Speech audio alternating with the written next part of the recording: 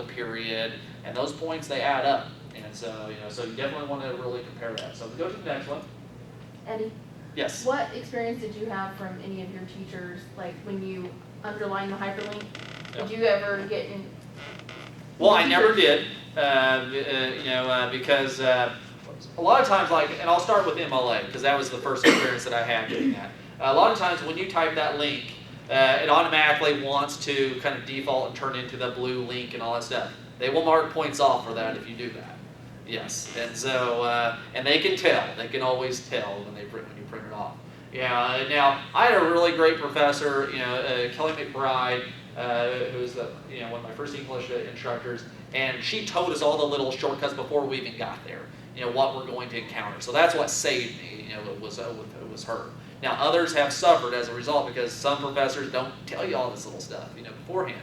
And so she would tell us that now in MLA, you had to have these little brackets. You had a bracket, and then you have, the link, you close the bracket, and you put a period.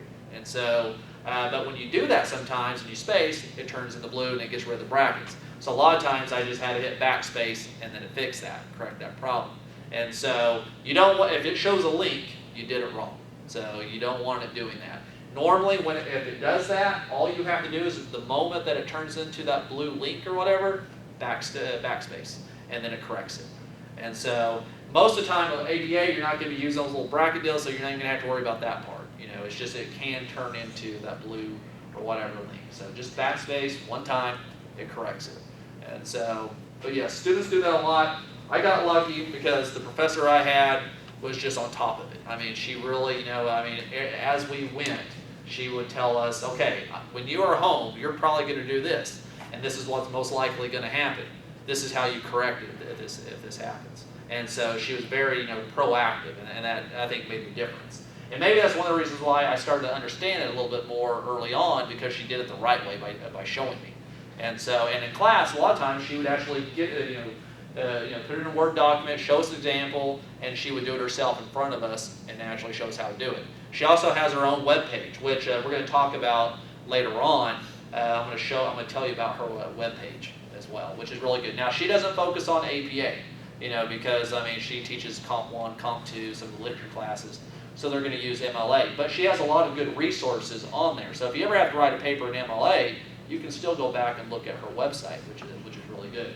So if we look at this, this is a newspaper article, so I would consider this a pretty good source, especially a primary source, depending on what the article is. And so you're going to have the author's name, of course, your publication, but then you have the month and the date. So that's a difference right there when you are using, a newspaper article. You're already seeing that difference right there. So let's go and look at the example. You have the Parker, Pope, and of course, comma, period, or T period, and then you have, in parentheses, 2008, comma, and May 6. That right there is different from the ones that we looked at before. And the reason why is because it's a newspaper article, and you have to have the date that it came out. And so that's why. And so if you are going to do a newspaper article, there is going to be a difference there that you have to do.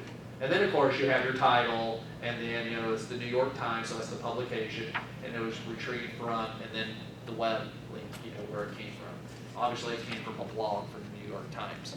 And so, how many of us feel that we could potentially use, a source like this in one of our papers? It's probably a little bit more common. And I would see that a professor wouldn't mind that you doing that, because, a lot of times professors really, kind of clip you on, credible sources. They don't want you using Wikipedia normally. Even though I've heard a few professors saying that they can now, which is kind of crazy because we were always taught never use Wikipedia.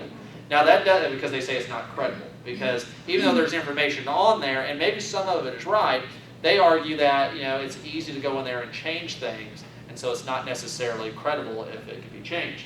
Now, I would say Wikipedia is good for if you want to go there and you want to look at the resources that they have down there at the bottom.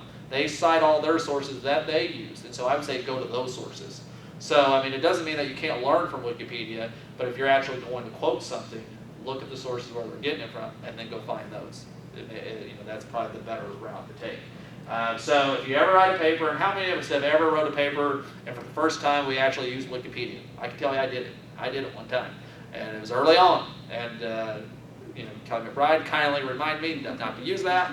And so it's not like it's the end of the world. I would just say, but I would avoid it. If you say, oh, my professor doesn't care, well, I would say get in good habits, because if one professor doesn't care, you may get into the habit of that, and then you do it on the other, and so then it could come back, and potentially hurt you. And so if we go to the next example, a Kindle. Let's say so more like technology-wise, that you're going to use, a source, from, let's say, your Kindle. That's an example of how you would cite that. So if you decided to use, from a book, the Dracula, you would have the author's, name, obviously the year of publication that book originally came out in, and then the title, and then you would indicate what type of where it came from. So this is the case, it'd be a Kindle DX version, and then you would do that. And you have those in those little brackets, so it looks a little bit different there. And then of course retrieve from, and it came from Amazon.com. So if you're going to use technology, which Siobhan will tell you, I don't like technology. Not a fan of it. I like the Stone Age. I like keeping it simple. But if you are going to use electronic device and you have a book that's saved on there, you can do it that way. And so examples. Or any questions on that part there? Really, it just depends on what device that you have. And I can tell you that. A lot of classes they give you the APA manual book that's a lot more detailed. It's going to give you all that stuff. Now you can go to Purdue OWL as well. They're going to show you all types of different examples on here. I just kind of draw from some of the examples that I felt that you might be able to use. So if we go to the next, these are some of the sources that I would look at. So number one, Purdue OWL. I think it's one of the best places that you can go to, because they normally keep things up to date. Also, they're very credible, so your professor is not going to have a problem with you using Purdue OWL. And I would imagine that some of your professors have already probably promoted Purdue OWL in some capacity. And so it is credible. And that's one of the things that I would say is always a good thing, because if you're going to do something, if you do make a mistake, at least you can say why you did it that way. And you have a reference point. Ebooks, of course, on EBSCOhost is a good one. Now, they do have, you have to subscribe for EBSCO, the school does, in order to be able to get that. The school does do that here. Now, the problem is that it's hard to find on the school's website. I've got to navigate, and try, it takes me forever to find it. And so what I always say, and I kind of describe it here where you go in order to get to that point, but I always go back to my old school's website where I worked at, because I know exactly where it's at. And since they subscribe for it here, that's why I'm able to actually operate it and open it, here, that website. And so, like, if I was at my home and I have my internet, it's not going to necessarily pop up because I didn't subscribe for it, for my internet at the house. And so you can pretty much only do it, here on campus, or a location that is actually paying the money to allow you to do that. So I always suggest go to Seminole State College's website. And that's where I went. The school at, it's also where I taught at, and it's just far easier to find, because all you got to do is just go on to Seminole State College's website, and you go to basically current students, and you click on library, and you're going to see it right there on the kind of the left side. So it's pretty quick to find. Now EBSCO, why that's important is basically it has all types of different resources. Most of them are scholarly, or they have clips of like newspapers and so forth.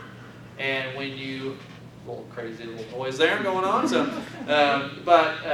when you work on that, you can look at the source that you want. There's a part where it says, like full, text or whatever. You always want the one that has full, text on there, PDF file. And when you look at that, there's a link there that says cite, and you can click on that cite button, and it's going to show you exactly how to cite it. And it's not going to just tell you how to cite it in APA. It will tell you basically every citation imaginable is going to be listed on there. You can do it for, APA, MLA, Chicago Style, Turabian. You name it. It's going to have probably about 10 different options of how you can cite that article.